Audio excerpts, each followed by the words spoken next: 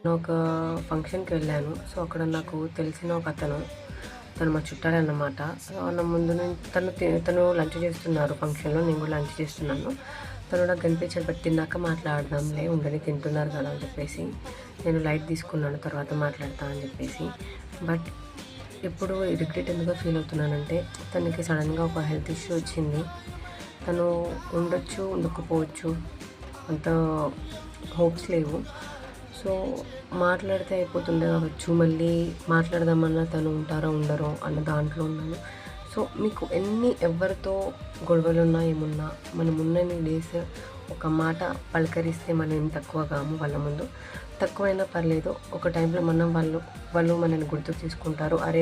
ఎప్పుడు చూసినా పలకరిస్తారు, మంచివాళ్ళు అనేసి. మంచి పేరు కోసం కాదు, బట్ పలకరించడం మంచిది అని చెప్పేసి నేను అనుకుంటున్నాను. అండ్ ఎంతమంది అగ్రీ చేస్తారో చెప్పండి. అండ్ ఖచ్చితంగా ప్లీజ్ నా ఛానల్ని సబ్స్క్రైబ్ చేసుకోండి.